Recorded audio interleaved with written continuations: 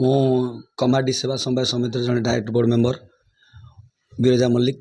ମୁଁ ଏହା କହିବି କି ଏ ସରକାରଙ୍କର କିଛି ଏଠି କୁଚକ୍ରୀଙ୍କର କିଛି ମନ୍ଦ ଉଦ୍ଦେଶ୍ୟରେ ତାଙ୍କ ରାଜନୈତିକ ଫାଇଦା ପାଇଁ ସମବାୟ ସମିତିକୁ ମିଛ ଦୁର୍ନୀତିର ଦୋଷ ଦେଇ ସରକାରଙ୍କୁ ବାରିଶ କରି ବୋର୍ଡ଼ଟିକୁ ଡିଜଲ୍ଭ କରାଯାଇଥିଲା। ତେଣୁ ଆଜି ସମବାୟ ଟ୍ରିବ୍ୟୁନାଲ ଅର୍ଡ଼ର ଅନୁଯାୟୀ ପୁନର୍ବାର କମାଟି ସେବା ସମବାୟ ସମିତିର ବୋର୍ଡ଼ ମେମ୍ବର ଏବଂ ସଭାପତିଙ୍କୁ ପୂର୍ଣ୍ଣ ଦାୟିତ୍ୱ ଦେବା ପାଇଁ ସମବାୟ ଟ୍ରିବ୍ୟୁନାଲ ନିର୍ଦ୍ଦେଶ ଦେଇଛନ୍ତି। ସେଥିପାଇଁ ଆମେ ଚାଷୀ ଏବଂ ଅଞ୍ଚଳବାସୀ ବହୁତ ଖୁସି। ମୁଁ ଭାଗୀରଥ ସାହୁ କମାଟି ପ୍ୟାକ୍ ସଭାପତି। ଧର୍ମର ଜୟ ହେଇଛି। ବିନା କାରଣରେ କିଛି କାରଣ ନଥାଇ ବୋର୍ଡ଼ଟାକୁ ରାଜନୀତିକରଣ କରିକି ଭାଙ୍ଗି ଦିଆଯାଇଛି। ଗତ ବର୍ଷ ରବି ଚାଷରେ ଆପଣ ଆମ 970 ଜଣ କୁପନ ଆସିଲା ପରେ କୌଣସି ସିଏସ୍ ହେଉ, କଲେକ୍ଟର ହେଉ, ଏସିସି ହେଉ, ଡିଆର୍ ହେଉ, ଯେତେ ଡିପାର୍ଟମେଣ୍ଟ ବିଭାଗ ଅଛନ୍ତି ଠିକ୍ ଢଙ୍ଗରେ ଗାଡ଼ି ପଠାଇଲେ ନାହିଁ, ଯାହାଫଳରେ ଧାନ ଯାଇପାରିଲା ନାହିଁ। ବହୁ ଚାଷୀ ପାଖାପାଖି 500 ଚାଷୀରୁ 5 ଚାଷୀ ବାଦ ପଡ଼ିଗଲେ। ସେଥିପାଇଁ ଆମେ ମୋ ଭାଇମାନେ ଯେଉଁମାନେ ବୋର୍ଡ଼ ମେମ୍ବର ବସିଛନ୍ତି ବହୁତ ଦୁଃଖିତ। ସେମାନେ ଅହର୍ନିଶି ପାଖାପାଖି 24 ଘଣ୍ଟାରୁ 18 ଘଣ୍ଟା ପରିଶ୍ରମ କରିଛନ୍ତି। କିନ୍ତୁ ଦୁଃଖ ଏବଂ ପରିତାପର ବିଷୟ, ଆମେ ବାରମ୍ବାର କଲେକ୍ଟରକୁ ସିଏସ୍କୁ ଜଣାଇବା ଫଳରେ ବି ରାସ୍ତାର କଲୁ, ଜଣାଇବା ଫଳରେ କିଛି ଘଟିଲାନି। ଯଦି ସରକାର ଠିକ୍ ଢଙ୍ଗରେ ଗାଡ଼ି ନ ପଠାଇବ, ମିଲର ନ ଆସିବ, ତାହେଲେ ଧାନ ଚାଷୀମାନେ କେମିତି ଦେବେ? ଚାଷୀମାନେ ସବୁଠୁ ଅବହେଳିତ ଆମର ଅଛନ୍ତି। ଚାଷୀମାନେ ମୁଣ୍ଡଧାର ତୁଣ୍ଡରେ ମାରି ଚାଷ କରୁଛନ୍ତି, କିନ୍ତୁ ଚାଷୀ ତାଙ୍କ ଠିକ୍ ପାଉନାହାନ୍ତି।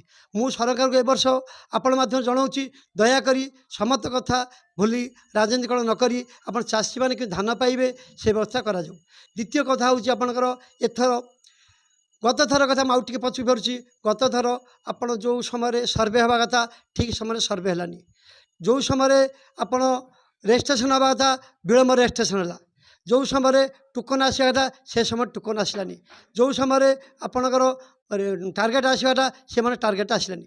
ବିଭିନ୍ନ ସରକାର ତରଫରୁ ଅବହେଳା ହେଲା ସତ୍ତ୍ୱେ ଆମ ଭାଇମାନେ ବୋର୍ଡ଼ ଭାଇମାନେ ବହୁ ପରିଶ୍ରମ କରିଛନ୍ତି, ତା ସତ୍ତ୍ୱେ ବି ସରକାର ଠିକ୍ ଢଙ୍ଗରେ ଧାନ ପଠାଇଲେନି। କିଛି ନ୍ୟସ୍ତ ସ୍ୱାର୍ଥ ବ୍ୟକ୍ତିମାନେ ଏ କଥାକୁ ହାତ ବାରିସି କରି ରାଜନୈତିକ ଫାଇଦା ନେବା ପାଇଁ ଚାହିଁ ଆଜି ଏ କଥା ଆମକୁ ଦୁର୍ଭାଗ୍ୟ ବିଷୟ ଆମ ପ୍ୟାକ୍ସଟାକୁ ଭାଙ୍ଗିଦେଲେ। ଯାହା ହେଉ ମାନ୍ୟବର ଅଦାଲତ ରାୟ ଦେଲେ ଗତକାଲି, ଅର୍ଥାତ୍ 26/5/2026 ଆମେ ପୁନଃନିଯୁକ୍ତି ପାଇବୁ ଏବଂ ଯେମିତି ସୋସାଇଟି ଚାଲିଥିଲା ସେ ଚାଲିବ। ଏ ବର୍ଷ ମଧ୍ୟ ମୁଁ ସରକାର ନିବେଦନ ଆପଣମାନଙ୍କ ମାଧ୍ୟମରେ କରୁଛୁ, ଏ ବର୍ଷ ଆମର ଯେଉଁ ରେଜିଷ୍ଟ୍ରେସନ୍ ହେଇଛି ପାଖାପାଖି 1159 ଜଣ ଚାଷୀ ପାଇଛନ୍ତି। 32,000 କ୍ୱିଣ୍ଟାଲ ଯାଇଛି। ବହୁତ ଧନ୍ୟବାଦ ସରକାରକୁ ମଧ୍ୟ ଧନ୍ୟବାଦ ଜଣାଉଛି। ଠିକ୍ କଥାରେ ଧନ୍ୟବାଦ ଜାଣିବୁ, ଭୁଲ କଥାରେ ମଧ୍ୟ ତାଙ୍କୁ ତିରସ୍କାର କରିବୁ। 32,000 କ୍ୱିଣ୍ଟାଲ ଯାଇଛନ୍ତି। ଏ 32,000 କ୍ୱିଣ୍ଟାଲ କେମିତି ସୁରୁଖୁରୁରେ ପାରିହେବ, ଆହୁରି ଆବଶ୍ୟକ ଅଛି ଆମ ଟାର୍ଗେଟ। ଆଚ୍ଛା, ଦ୍ୱିତୀୟ କଥା, ଏପର୍ଯ୍ୟନ୍ତ ସର୍ଭେ ସରିନି। ସର୍ଭେ ନ ସରିବାର କାରଣ ହେଉଛି ଆପଣମାନେ ଗୋଷ୍ଠୀକି ଦେଲେ, ଠିକ୍ ଅଛି, ଗୋଷ୍ଠୀ ଦେଲେ, ଗୋଷ୍ଠୀ ନେବା ଉଚିତ। ଏସ୍ଏଚ୍ଜି ଗୋଷ୍ଠୀ ହେଲେ ଆଉ ଟିକେ ଧାନ ସ୍ପିଡ଼ି ଯାଇଥାନ୍ତା ଏବଂ ଗୋଷ୍ଠୀ ହେବା ଉଚିତ। ଯଦି ଗୋଷ୍ଠୀକି ଆପଣ ରେଜିଷ୍ଟ୍ରେସନ୍ ପାଇଁ ପରମିଶନ ଦେଲେ, କିନ୍ତୁ କାଟିଦେଲେ କ'ଣ ପାଇଁ? ଗୋଷ୍ଠୀକି ଆପଣ କାଟିବା ଉଚିତ ନଥିଲା। ଏବଂ ସେଥି ଦୃଷ୍ଟିରୁ ଆମ କମିଟିର ଆମର 3ଟା ଗୋଷ୍ଠୀ କଟା ହେଇଛି। ଆଜିକା ଦିନରେ ସେଠି ଗଣଧାରଣା ଦିଆଯାଇଛି। ଆମେ ସେ ଗଣଧାରଣା ପାଇଁ ଚାଷୀଙ୍କ ସପକ୍ଷରେ ଅଛୁ ଏବଂ ଗଣଧାରଣା ସପୋର୍ଟ କରୁଛୁ।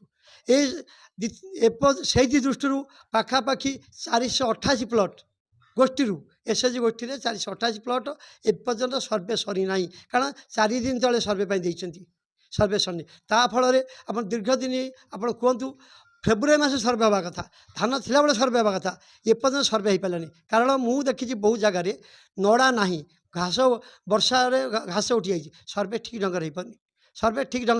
ଯାହାଫଳରେ ବହୁ ଚାଷୀ ବଞ୍ଚିତ ହେବେ। ଆମେ ଚାଷୀମାନେ ବହୁତ ଖୁସି, ଓ ଭାଇମାନେ ଯେଉଁମାନେ ବସିଛନ୍ତି ସେମାନେ ବହୁତ ଖୁସି। ଏବଂ ଆଜି ଯେଉଁ ନ୍ୟାୟ ହେଇଛି, ଧର୍ମର ଜୟ ହେଇଛି, ଅଧର୍ମରେ ପରାଜୟ ହେଇଛି। ଏଥିପାଇଁ ମୁଁ ମୁଖ୍ୟ ଆମର ବିଧାୟିକା ପ୍ରମିଳା ମଳିକଙ୍କୁ ମଧ୍ୟ ଶୁଭେଚ୍ଛା ଶୁଭକାମନା କହୁଛି। ତାଙ୍କର ଆନ୍ତରିକ ଇଚ୍ଛା ଚାଷୀମାନଙ୍କ ପ୍ରତି ଅଛି।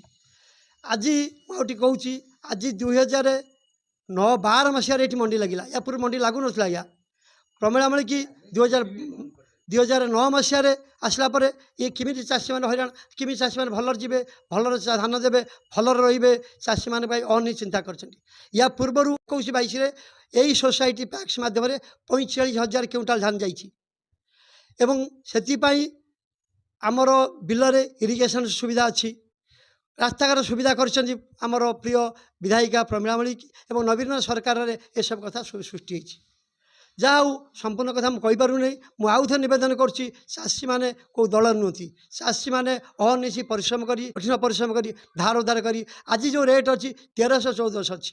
ବାହାରକୁ ଯଦି ଧାନ ସପ୍ଲାଏ ହୁଅନ୍ତା ଚାଷୀମାନେ ଏତେ କଥା ହୁଅନ୍ତିନି, ତାଇ ବାହାରକୁ ସପ୍ଲାଏ ନାହିଁ, ନା ୱେଷ୍ଟବେଙ୍ଗଲ ହେଉଛି ନା ଆନ୍ଧ୍ର ହେଉଛି, କେଉଁ ରାଜ୍ୟକୁ ସପ୍ଲାଏ ହେଇପାରୁନି। ସେହି ଦୃଷ୍ଟିକୋଣରୁ ଆମକୁ ଚାଷୀମାନେ କେମିତି ଅଧିକରୁ ଅଧିକ ସମ୍ପୂର୍ଣ୍ଣ କୌଣସି ଗୋଟିଏ ଟୁକର ଲାଭ ନ କରିବ। ଆଉ ଗୋଟେ ଆପଣମାନଙ୍କ ମାଧ୍ୟମରେ କହୁଛି ଯେ ଅଖାଟା ଆପଣ ଚାଷୀମାନେ ୟା ପୂର୍ବରୁ ସମସ୍ତ ପ୍ଲାଷ୍ଟିକ୍ ଅଖାରେ ଭରିଛନ୍ତି। ସେମାନେ କହୁଛନ୍ତି ଏବେ ଝୋଟ ଅଖା ପାଇଁ ହେଲେ ମିନିମମ୍ ଗୋଟିଏ ଚାଷୀ 60ରୁ 70 ଟଙ୍କା ପର୍ କ୍ୱିଣ୍ଟାଲ ତାକୁ ଲସ୍ ସହିବାକୁ ପଡ଼ିବ। ତାକୁ ଟିକେ ମଧ୍ୟ ଯତ୍ନ ସହିତ ଆପଣଙ୍କ ସରକାରକୁ ଆପଣ ମାଧ୍ୟମରେ କହୁଛି, ସରକାରକୁ ସୁବିଚାର କରନ୍ତୁ। ଏବଂ ଏତିକି କହି ମୁଁ ନିବେଦନ କରୁଛି, ଆପଣମାନଙ୍କୁ ଧନ୍ୟବାଦ ଦେଉଛି ଏବଂ ସମସ୍ତ ଭାଇମାନଙ୍କୁ ଧନ୍ୟବାଦ ଦେଉଛି। ଚାଷୀଙ୍କୁ ମୁଁ କହୁଛି ତାଙ୍କ ଠିକ୍ ଢଙ୍ଗରେ ପାରିଶ୍ରମିକ ପାଇବା ଦରକାର।